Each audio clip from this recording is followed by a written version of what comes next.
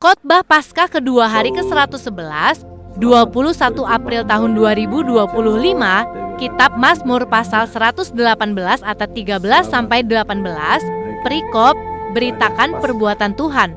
Pada hari ini yaitu Paskah yang kedua di hari yang ke-111 tanggal 21 April 2020. Diambil dari kitab Mazmur pasal 118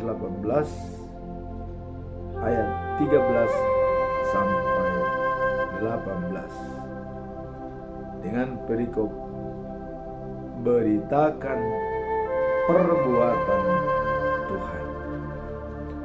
Sebagai nats adalah seperti ini.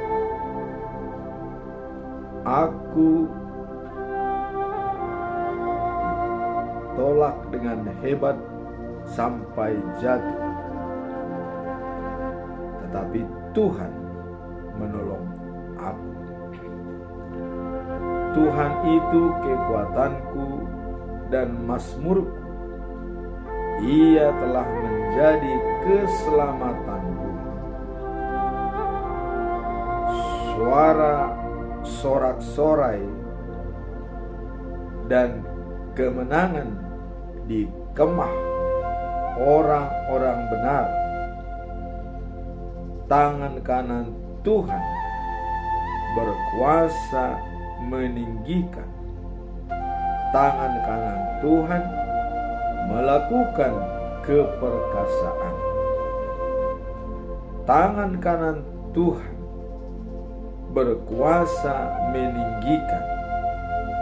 Tangan kanan Tuhan melakukan keperkasaan. Aku tidak akan mati, tetapi hidup, dan aku akan memberitakan perbuatan-perbuatan Tuhan. Tuhan telah menghajar aku dengan keras, tetapi Ia tidak menyerahkan aku kepada maut. Itulah firman Tuhan atau khotbah pada Paskah yang kedua pada hari ini.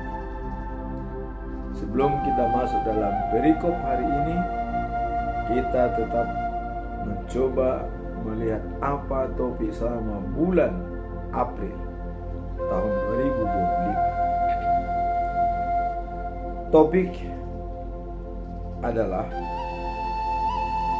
menghayati pengampunan dosa dan kebangkitan Yesus melalui pengakuan dan kesaksian kekuasaan Tuhan. Dan dijabarkan dalam Roma pasal 6 ayat 4 dalam bahasa Indonesia sehari-hari demikian bunyinya. Dengan baptisan itu kita dikubur dengan Kristus dan turut mati bersama-sama Dia, supaya sebagaimana Kristus dihidupkan dari kematian oleh kuasa Bapa yang mulia, begitupun kita dapat menjalani suatu hidup yang baru. Itulah pedoman kita selama bulan April. Hidup baru. Transformasi spiritual kita dari hidup lama menjadi hidup baru. Hidup baru adalah bersama dengan Kristus.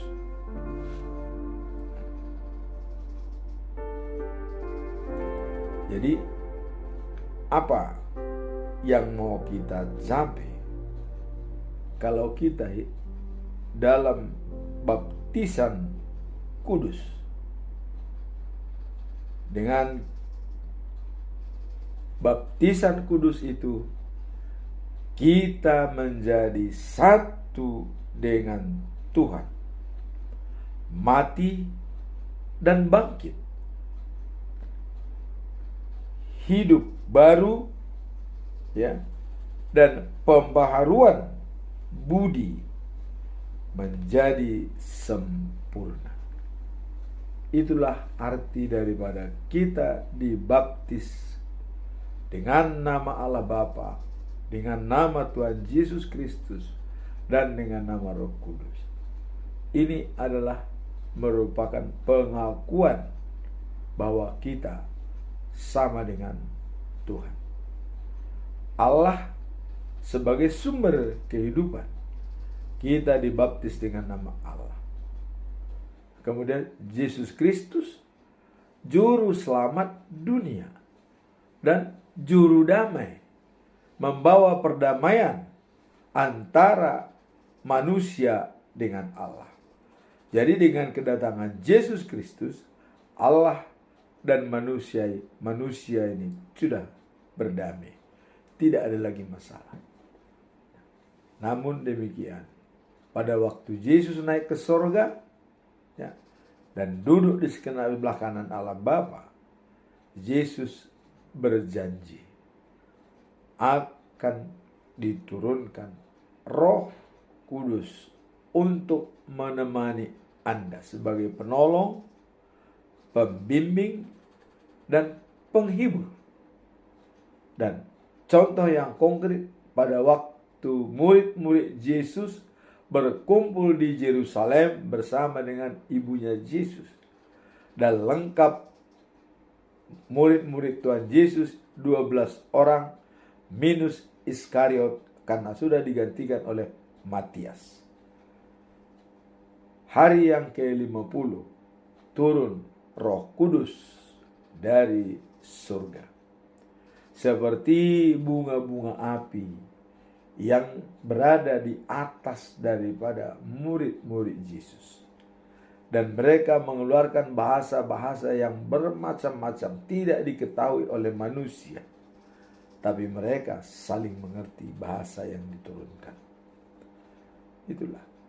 Nah, kemudian dengan baptisan kudus, ya, pada waktu saat kedatangan Roh Kudus, disitulah terjadi spektakuler baptisan kudus yang dilakukan oleh Petrus dan kawan-kawan. 3.000 orang dibaptis pada saat itu. Dari tadinya mungkin membenci Allah, atau mungkin suam-suam kuku, atau mungkin sama sekali memang sudah percaya atau tidak, ya. Nah, di situ Petrus berkhotbah kepada bangsa Yahudi. Karena bangsa Yahudi pada waktu itu ada selentingan dan menuduh, wah, mereka itu mabuk anggur, ya. Sudah kedatangan Roh Kudus dikatakan mabuk anggur. Petrus menjawab, dari mana kami mendapatkan anggur jam 9 pagi? Tidak mungkin. Kalau mungkin sudah malam, mungkin bisa. Seharian sudah bisa pergi. Ini baru jam 9 pagi kok mabuk anggur. Maka Petrus berkhotbah dengan keras, bertobatlah, bertobatlah, bertobatlah, katanya kepada bangsa Yahudi. Maka 3.000 orang pada saat itu dibaptis secara spektakuler. Itulah artinya memberitakan perbuatan-perbuatan Tuhan yang tadi kita lihat dalam perikop ini. Nah, jadi dengan transformasi baptisan kudus, ya, merubah hidup kita dari hidup lama yang penuh dosa menjadi hidup baru tanpa dosa, sehingga kita menjadi pewaris kerajaan surga. Sekarang kita masuk dalam perikop hari ini. Apa perikop dari khotbah yang kita lihat hari ini? Ya. Nah, kita lihat dalam hal perikop pada hari ini, ya, yaitu yang diambil dari Mazmur, ya, pasal 118 ayat 13 sampai 18, ya. Di sini dikatakan, ya, bahwa mengatakan kehendak Allah tentang apa yang baik dan yang jahat. Di situ sebagai manusia sempurna. Tapi dalam perikop ini adalah memberitakan perbuatan-perbuatan Tuhan. Kalau kita lihat, ya, dari khotbah hari ini dengan memberitakan firman Tuhan, apa makna daripada ayat tersebut? Ya, dari ayat 13 sampai dengan 18. Mari kita lihat. Ayat ini menggambarkan pengalaman umat Allah yang menerima pertolongannya, ya, di tengah kesulitan dan penolakan.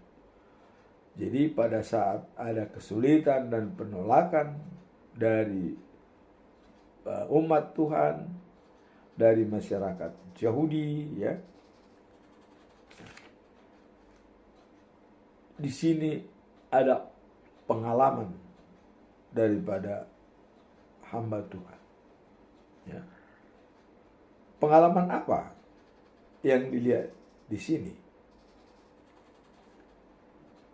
Dikatakan bahwa, ya, meskipun kita menghadapi berbagai tantangan dan ancaman, Tuhan senantiasa menjadi sumber perlindungan dan kekuatan bagi semua orang percaya kepadanya.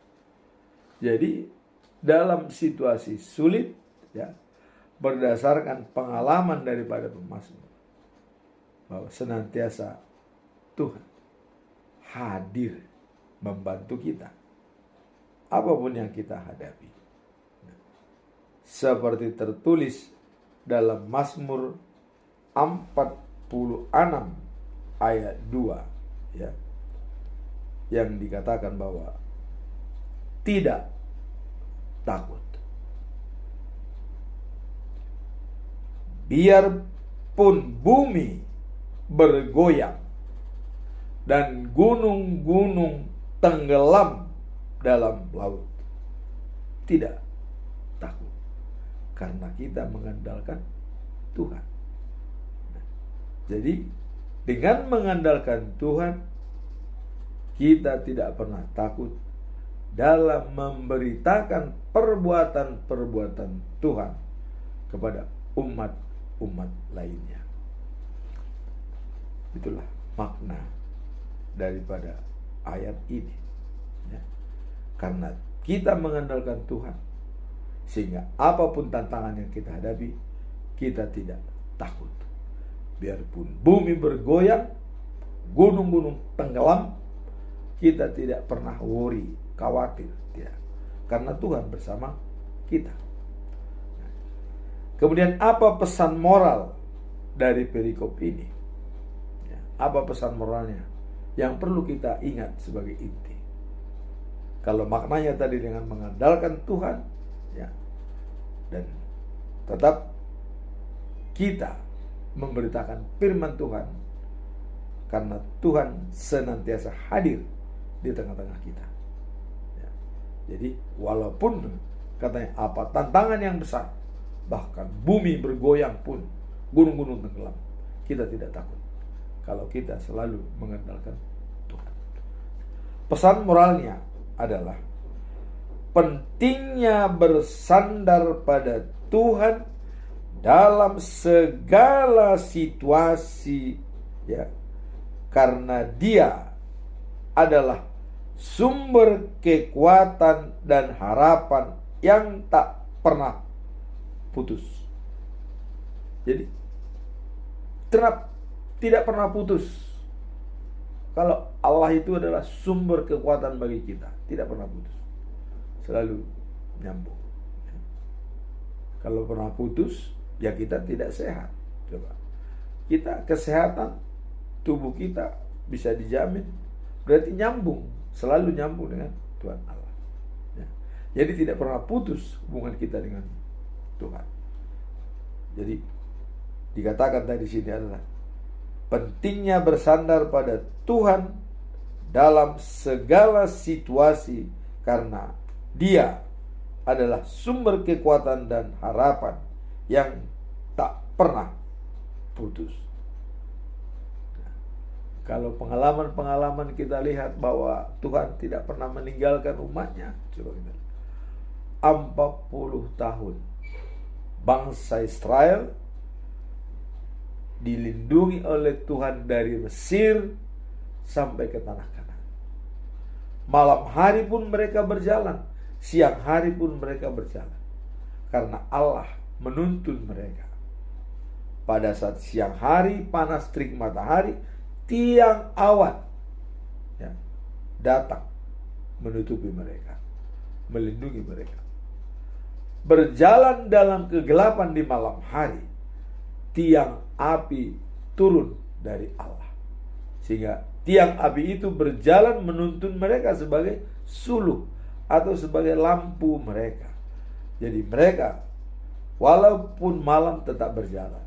Nah, jadi 40 tahun itu penuh dengan perjalanan bangsa Israel dari Mesir ke tanah Kanaan.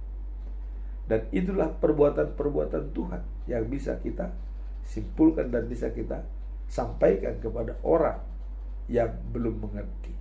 Dengan perjalanan Tuhan dari Mesir, mengawal bangsa Israel di hutan belantara, di padang gurun, tanpa rumah, tanpa apa, tapi mereka bisa tetap eksis. Ya. Nah kemudian 70 tahun terbuang di Babel, coba, dibuang.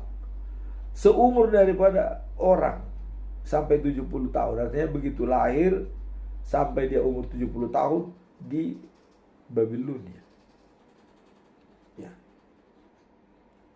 Tapi Tuhan tetap memikirkan bangsa Israel walaupun sementara, ya, diberikan penderitaan itu, tapi itu adalah untuk membimbing dan membina, menempa dan mendidik bangsa Israel sehingga bangsa yang terpilih. Begitu kuatnya cobaan, ujian kepada mereka. Nah kemudian kita lihat juga membangun Yerusalem selama 48 tahun. Coba. Sudah separuh umur manusia membangun bait suci. Ya.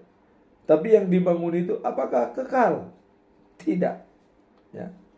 Pada waktu bangsa Israel diserang oleh Sirus, ya, raja-raja Persia, ya, yang dikomandoi oleh Raja Babel, ya, bangsa Yahudi kocar-kacir, tembok-tembok Yerusalem dan bait suci dihancurkan sampai rata. Coba, dibangun 48 tahun begitu megah, tapi rata dengan tanah. Kenapa? Karena bangsa Israel tidak setia kepada Allah. Siapapun kalau tidak setia bisa hancur berantakan tanpa jejak, bisa habis begitu saja, ya. Jadi hati-hati kalau kita memilih pilihan, jangan salah pilih. Tuhan selalu menemani kita apabila kita bersandar dan mengandalkan Tuhan. Itulah pesan moral yang bisa kita lihat dari berapa pengalaman-pengalaman, mujizat-mujizat yang diberikan. Itu merupakan kekuatan bagi kita untuk termotivasi dan juga kita memberikan pelajaran kepada yang lebih muda supaya mereka juga terberkati. Sekarang apa pembelajaran dari perikop ini? Nah, kita lihat di sini ya. Pembelajaran pertama adalah ungkapan kesetiaan dan penyertaan Tuhan yang luar biasa. Kesetiaan dan penyertaan Tuhan yang luar biasa kita lihat. Seperti tadi perjalanan bangsa Israel dari Mesir ke tanah Kanaan. Selama pembuangan di Babel 70 tahun. Tapi kalau Tuhan sudah berkehendak, semuanya pasti akan dipulihkan sesuai dengan rencananya. Nah, kemudian ayat 13 dikatakan, engkau telah membongkar aku, tetapi Tuhan menolongku. Nah, ini kata-kata pemazmur ini sebagai merasakan jerih payah, pahit getirnya itu. Orang lain ya, memusuhi dia, bahkan mengancam dia sampai mati. Sampai mati diancam, pengen dibunuh. Tapi Tuhan tetap menyertai Daud ya. Dia bisa selamat dari malapetaka, dan inilah ungkapan daripada Daud dalam perikop hari ini. Nah, yang kedua, dalam situasi sulit Tuhan tidak pernah membiarkan kita sendirian. Dan juga ya, Allah dalam ayat 17 ya, dikatakan menegaskan bahwa Allah memberi kehidupan kepada kita. Jadi Allah memberikan kehidupan. Seperti di sini dikatakan, aku tidak akan mati, tetap aku hidup, dan aku ya mencari Tuhan dan juga menceritakan perbuatan-perbuatannya. Artinya memberitakan perbuatan Tuhan. Karena kita dilindungi, sudah hampir punah ya, diserang oleh musuh tapi bisa selamat. Maka dengan selamatnya kita, maka dia berjanji untuk memberitakan perbuatan-perbuatan Tuhan yang sangat banyak dalam kehidupan sehari-hari. Nah, kemudian pembelajaran yang ketiga, Tuhan mengajarkan ya kepada kita untuk ya mewujudkan sikap hati dan memuji namanya. Jadi Tuhan ya mengajarkan kita untuk bersyukur setiap hari. Bersyukur setiap hari dan memuji namanya. Jadi meskipun ada tantangan yang harus dicapai ya, kita tetap bersyukur. Tantangan apapun yang bisa menekan kita atau membuat kita merasa tidak nyaman ya. Tapi dikatakan dalam Mazmur 50 ayat 23, bersukacitalah ya. Artinya selalu mengucap syukur ya dalam segala hal dan memberikan jalan Tuhan masuk dalam diri kita. Jadi dengan mengucap syukur sebagai korban persembahan. Artinya bukan hanya bentuk materi, uang, persembahan yang kita berikan. Mengucap syukur pun sebagai persembahan kita, Allah akan menerimanya. Artinya kita dengan tulus mengucap syukur, memuji dan memuliakan Tuhan, dan memberikan lapang jalan Tuhan di dalam diri kita, sehingga kita bersatu dengan Tuhan. Sekarang kita masuk dalam pembelajaran yang keempat. Ya. Dari semua ayat-ayat di atas, kita diajak untuk tetap bersandar pada Tuhan dalam segala sesuatu. Yakin bahwa Dialah yang memberikan jalan keluar dan kekuatan. Mazmur 46 ayat 2. Mengandalkan Tuhan. Ya. Dan mengandalkan Tuhan dan kekuatan, ya, dan sebagai pembimbing, itulah yang harus kita lakukan setiap hari. Kalau kita sudah mengandalkan Tuhan, maka kita akan ditolong dalam setiap kesulitan yang kita hadapi. Karena Tuhan tidak pernah meninggalkan kita dalam kehidupan sehari-hari. Tuhan selalu untuk menolong umatnya dalam masa-masa sulit, meskipun ada ancaman dan tantangan yang menghadang kita. Jadi Tuhan selalu menolong umatnya dalam situasi apapun. Tidak pernah kita ditinggalkan oleh Tuhan, dengan syarat jangan sampai kita meninggalkan Tuhan. Sebab Tuhan juga mengatakan, engkau jauh, aku jauh. Kau dekat, aku dekat. Jelas. Jadi kalau kita menjauh dari Tuhan, Tuhan sendiri pun akan menjauh. Tapi kalau kita dekat dengan Tuhan, maka Tuhan pun dekat bersama kita. Satu badan dengan kita. Itulah prinsip pembelajaran yang bisa kita lihat dari berikut ini. Nah, sekarang kita masuk dalam conclusion. Apa conclusion daripada khotbah hari ini? Saya akan mengajukan 3 pertanyaan besar yang harus kita jawab.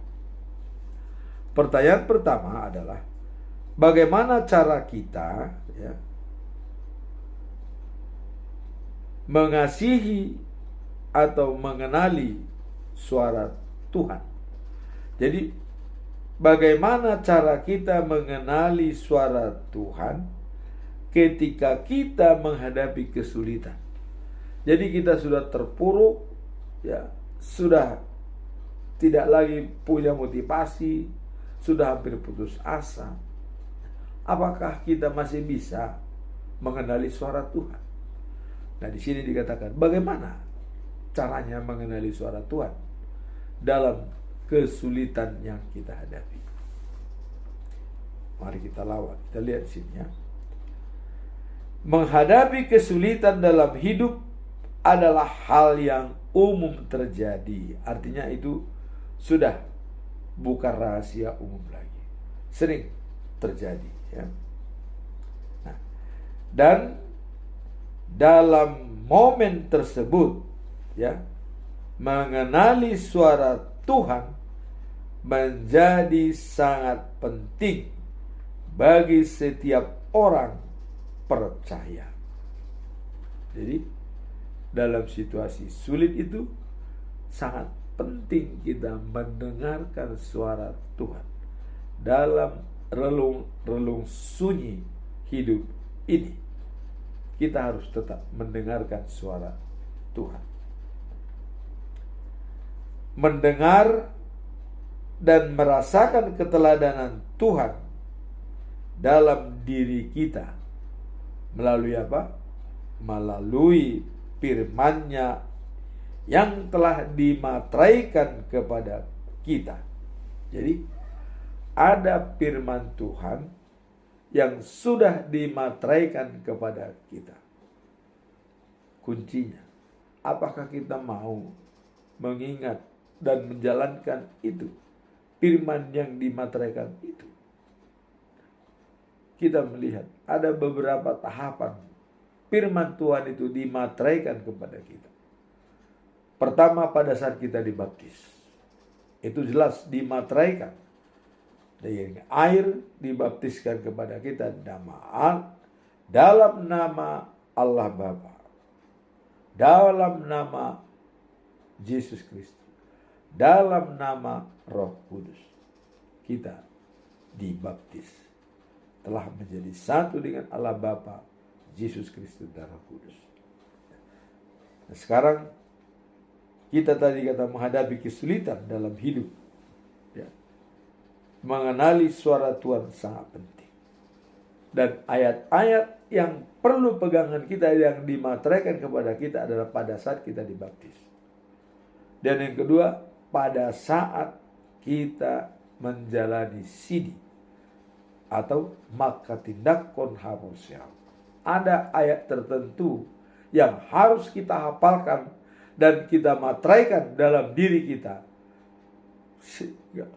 Ada pesan daripada hamba Tuhan, dikatakan parangehon ma hatai ai ido hamuluan. Artinya, ya, teladanilah firman itu, karena itulah kehidupan. Saya berjumaho rasi rasa mate dong ilehnok kumatuo tupal hamuluan. Artinya, selalulah kau berbuat baik sampai ajal tiba. Jadi tidak terbatas hanya umur berapa, tidak. Sampai ajal kita tiba. Kalau Daud, seumur hidupku kebajikan dan kemurahan mengikuti aku seumur hidupku. Kalau ini dikatakan saya berjumah hora sirasa mate dungilenoku mau tumpal hamulu. Berbaiklah kau, ya, sampai engkau nanti dicabut nyawamu atau meninggal dunia. Maka diberikan, ya, sebagai mahkota kehidupan. Tuhan akan memberikan mahkota kehidupan, yaitu life after life, the new of Jerusalem. Hidup setelah hidup adalah di Yerusalem yang baru, hidup baru.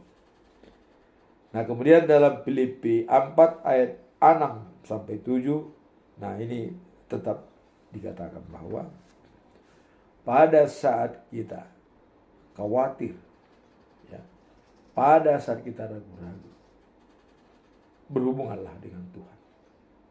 Sampaikan keinginanmu melalui permohonan doa. Itu permohonan doa. Sehingga kita perlu khawatir tentang apapun juga di dunia ini. Sampaikan permohonan kepada Tuhan dengan doa. Semua akan tersaring. Sehingga dengan demikian, damai sejahtera Allah akan melampaui segala akal dan memelihara pikiran dan hati kita.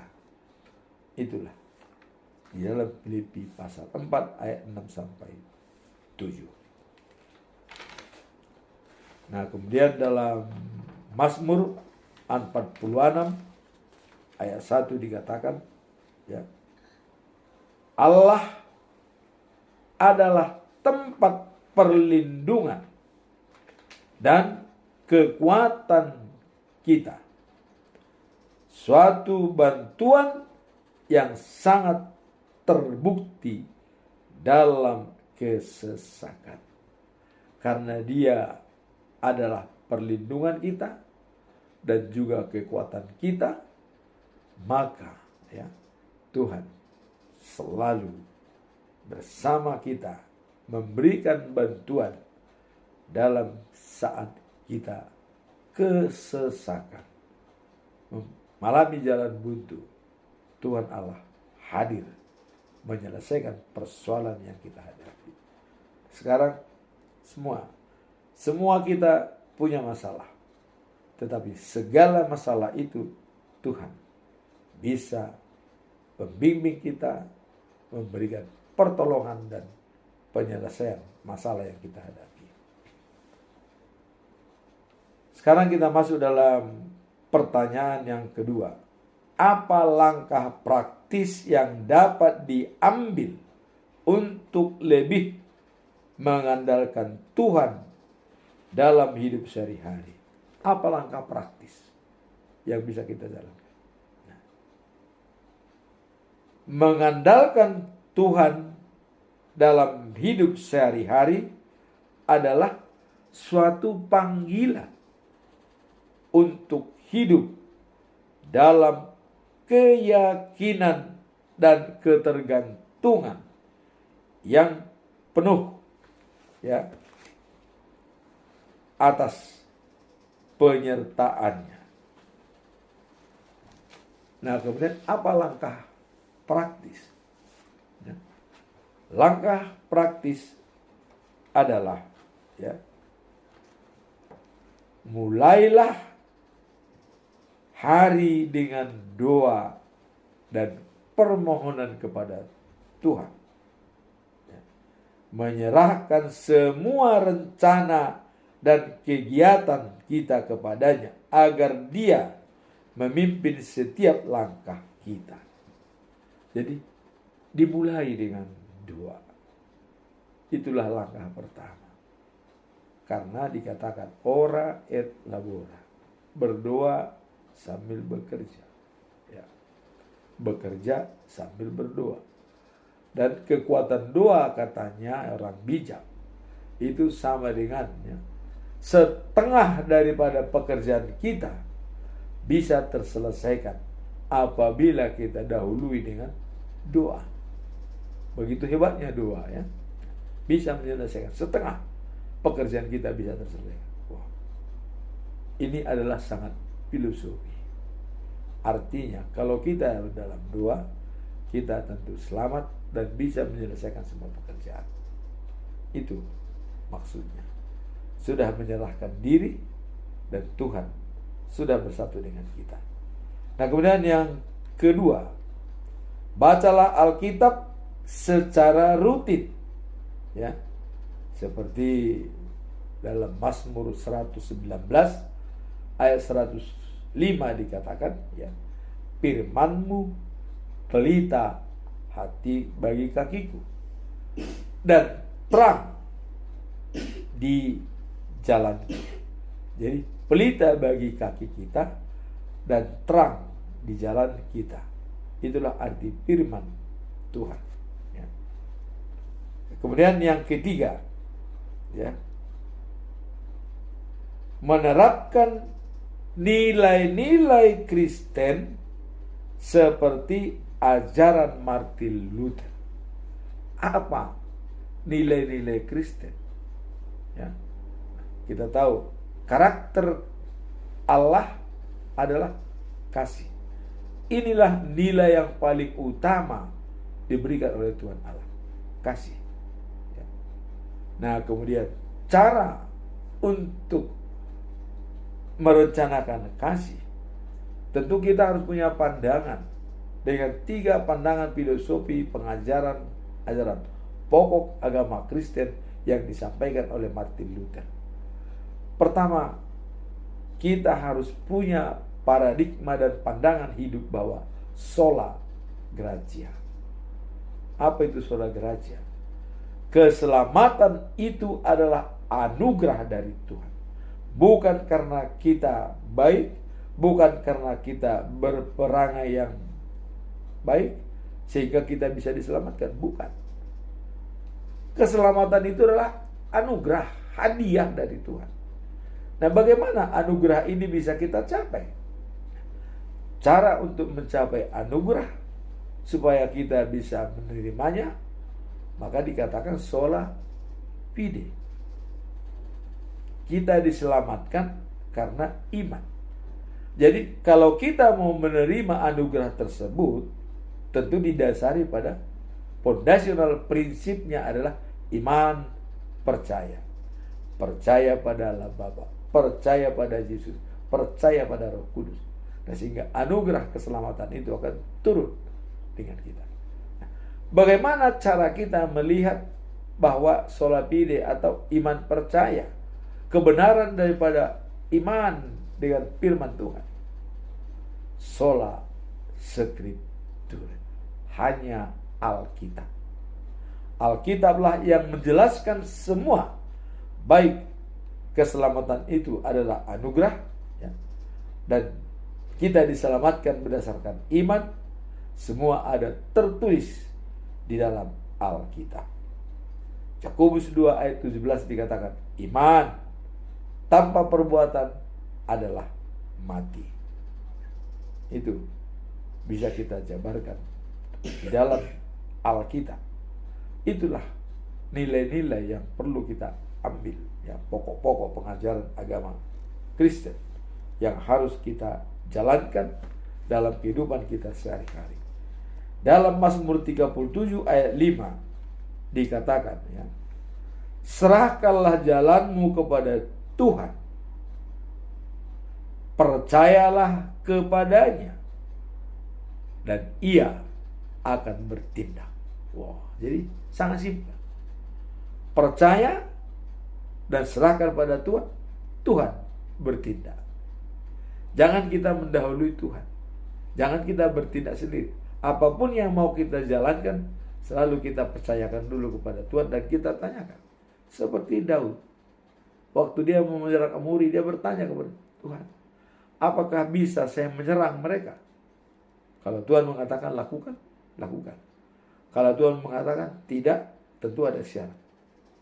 Selalu komunikasi, menanyakan kepada Tuhan.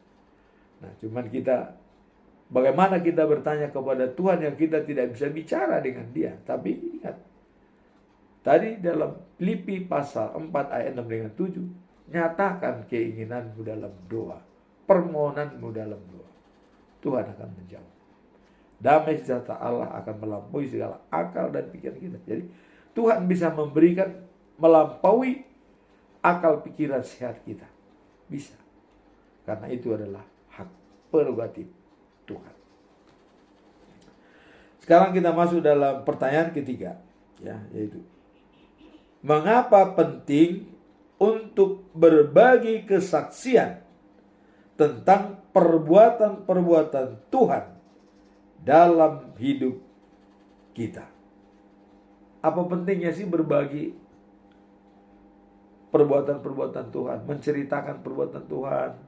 Seperti di Mesir dulu ada tulah 10 dan bangsa Israel tidak bisa keluar dari Mesir kalau tidak dibunuh anak sulung daripada orang Mesir. Ini perbuatan-perbuatan Tuhan yang harus disentuhkan. Kita perlu menggali. Bagaimana kita menggali perbuatan-perbuatan Tuhan? Ya, baca firman Tuhan setiap pagi. Dasarnya dari situ. Kalau kita tidak baca firman, bagaimana kita tahu apa perbuatan-perbuatan Tuhan? Tapi begitu kita baca firman, kita semakin tahu sedikit demi sedikit.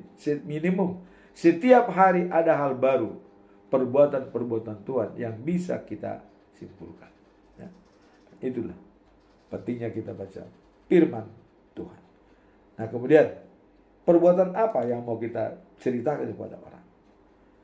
Berbagi kesaksian, ya, tentang perbuatan-perbuatan Tuhan dalam hidup kita memiliki, ya, hal yang pentingnya dan mendalam, sangat penting dan sangat mendalam, baik untuk diri kita sendiri maupun berbagi-bagi dengan orang lain.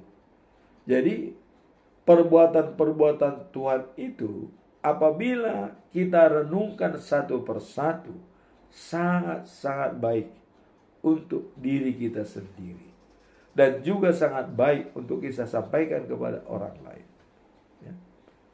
Saya pengalaman hidup itu merupakan cambuk bagi kita.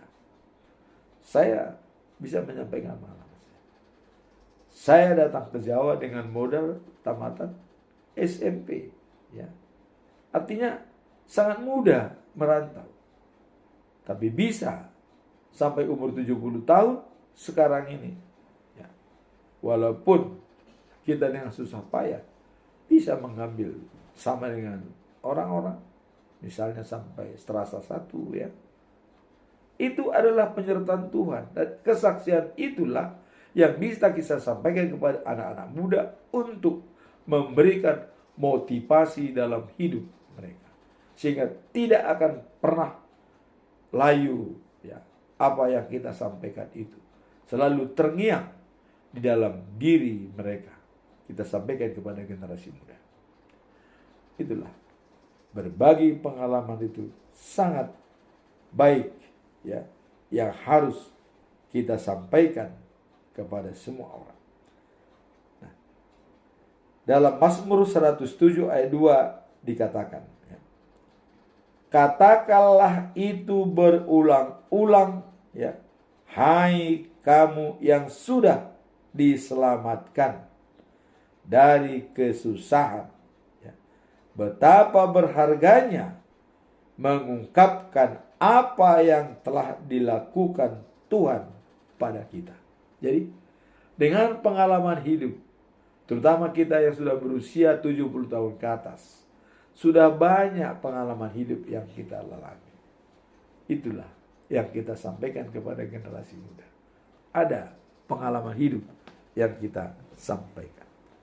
Nah, kemudian dalam Kisah Rasul pasal 1 ayat 8 dikatakan, tetapi kamu akan menerima kuasa kalau Roh Kudus turun atas kamu, dan kamu akan menjadi saksi-saksiku di Yerusalem, di seluruh Yudea, di Samaria, dan sampai ujung bumi.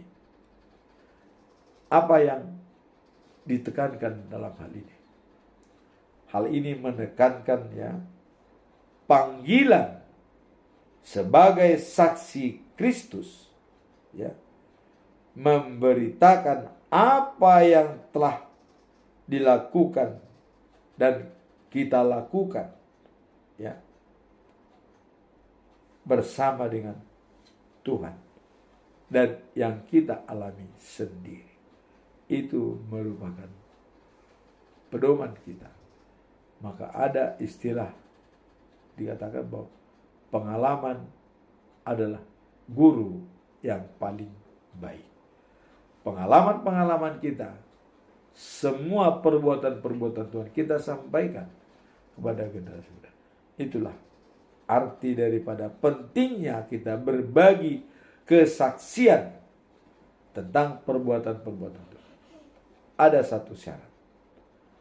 Setiap kita mau menyampaikan pengalaman kita kepada orang, mintalah Roh Allah, Roh Kudus menyertai kita sehingga kita akan diurapi untuk menyampaikan apa yang harus kita sampaikan. Demikianlah firman Tuhan pada Paskah kedua ini. Semoga Tuhan memberkati kita dalam tugas kita masing-masing. Amin. Tuhan memberkati.